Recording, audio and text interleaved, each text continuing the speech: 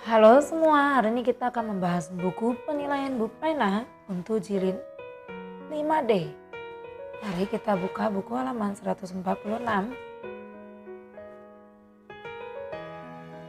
Nah, kita akan mulai dari muatan bahasa Indonesia. Perhatikan iklan berikut untuk menjawab soal nomor 1 sampai 3. Nah, ini ada iklan dari penerbit Erlangga. Kemudian kita baca yang nomor 1, judul utama iklan tersebut, yaitu ada di sini ya. Jadi jawabannya adalah solusi jitu menghadapi UNBK. Nomor 2, iklan tersebut termasuk iklan elektronik menggunakan media internet.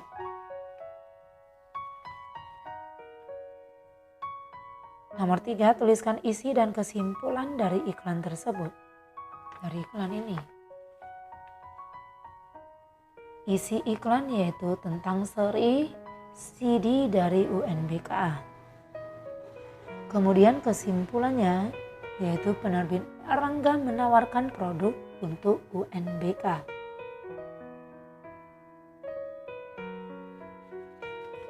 Nomor 4, jelaskan bagaimana cara mengingat informasi yang disampaikan melalui iklan radio. Yaitu dengan cara mendengar iklan dengan saksama agar dapat menjelaskan isi iklan tersebut.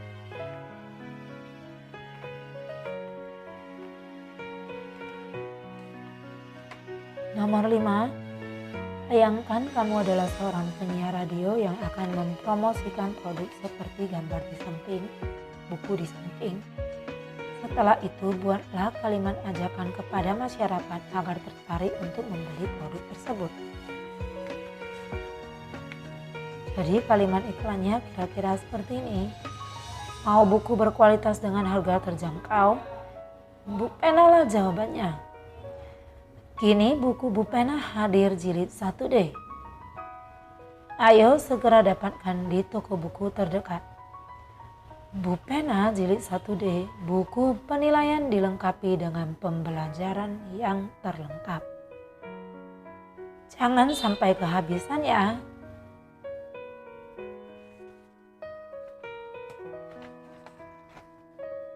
Nah, kita akan lanjut ke muatan IPA.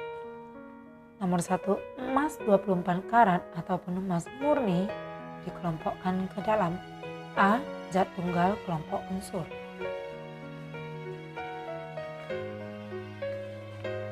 Nomor 2, air murni dimasukkan ke dalam senyawa karena air merupakan gabungan dari gas hidrogen dan oksigen. Nomor 3, jika air dan pasir diaduk maka akan menjadi campuran.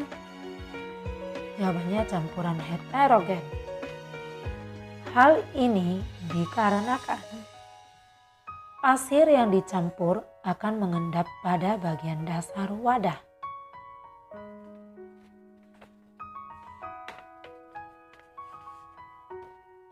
Nah, kita lanjut nomor 4. Perhatikan kedua campuran berikut. Setelah itu kerjakan soal-soalnya.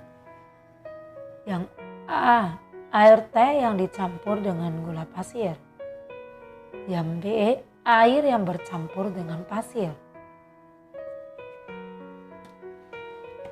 Nah, kita lanjutkan pertanyaannya ada di halaman berikut.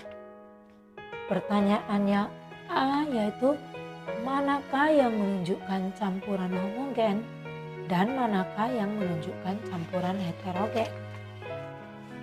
Yang menunjukkan campuran homogen adalah yang A, yang menunjukkan campuran heterogen adalah pernyataan yang B. Nah, pertanyaan yang B, tuliskan ciri-ciri campuran homogen, tuliskan juga ciri-ciri campuran heterogen. Kita mulai dulu ciri-ciri campuran homogen, di mana seluruh bagiannya selalu sama sehingga zat-zat penyusunnya tidak dapat dibedakan. Sementara ciri-ciri campuran heterogen yaitu zat penyusunnya tidak mengalami interaksi, sehingga dapat diamati dengan jelas zat penyusun campuran tersebut.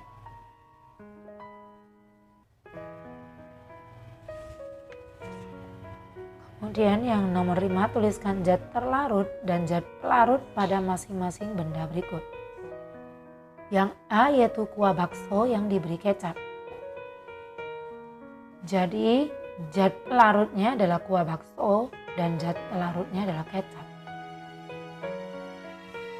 Kemudian yang B, susu bubuk yang dilarutkan dalam air hangat. Berarti zat pelarutnya adalah air hangat dan zat terlarutnya adalah susu bubuk. Nah, kemudian yang C, tinta yang diteteskan ke dalam segelas air. Jadi zat pelarutnya adalah berupa air dan zat pelarutnya air dan zat terlarutnya adalah tinta. Nah, kita lanjut ke IPS. Nomor 1, Pak Eko memanfaatkan empang di sebelah rumahnya untuk pembudidayaan udang.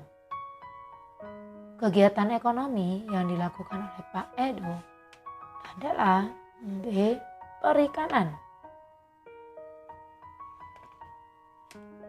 Nah, kemudian nomor 2, perhatikan gambar. Berjualan sayur dengan gerobak sayur dengan cara berkeliling termasuk usaha ekonomi perdagangan. Nomor 3, Ayah Bayu seorang dokter. Ayah Bayu bertugas memeriksa orang yang sakit. Sesuatu yang dihasilkan oleh Ayah Bayu berupa jasa untuk menyembuhkan orang yang sakit.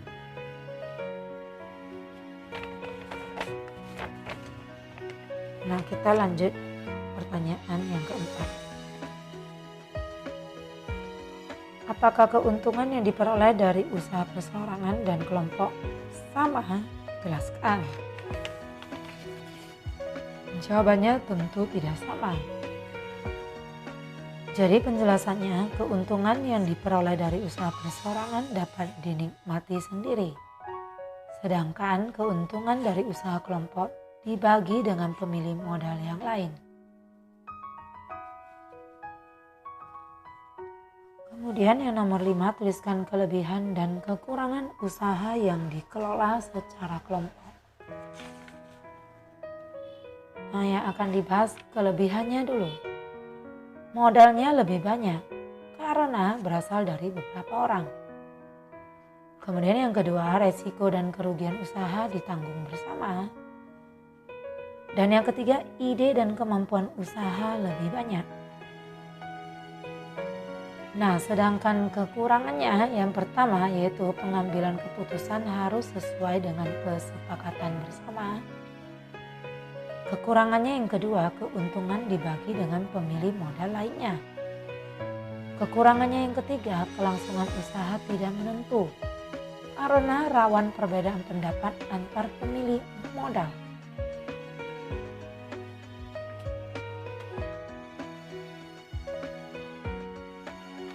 Nah, sekarang kita lanjut ke muatan PPKN nomor 1.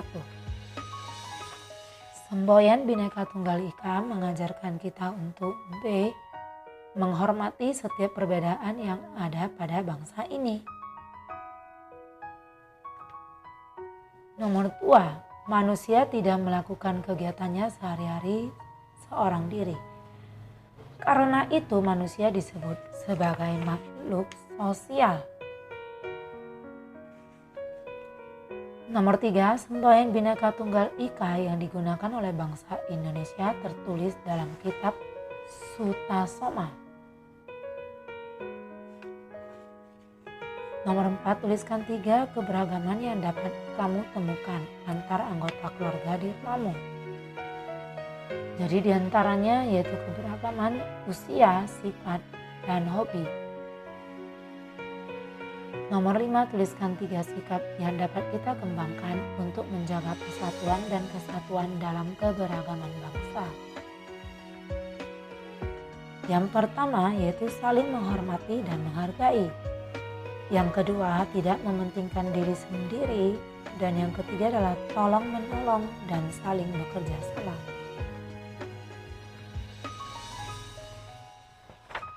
Nah, sekarang kita lanjut ke halaman 148, yaitu kemuatan SPDP.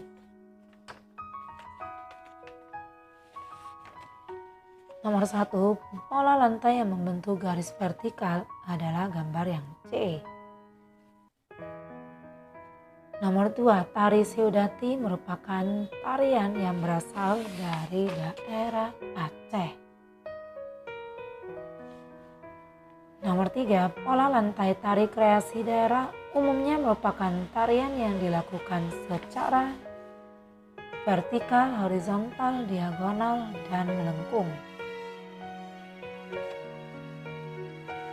Nomor 4, properti yang digunakan pada gerakan tari berikut yaitu busur. Nomor 5, perhatikan gerakan tarian berikut. Nah, yang A, tuliskan pola lantai pada tari tersebut. Jadi ini berbentuk lingkaran, berarti polanya adalah melingkar. Yang B, tuliskan properti yang digunakan dalam tari tersebut. Propertinya yaitu berupa kuda-kudaan dan selendang. Demikian video pembahasan untuk hari ini, nantikan video pembahasan berikutnya. See you!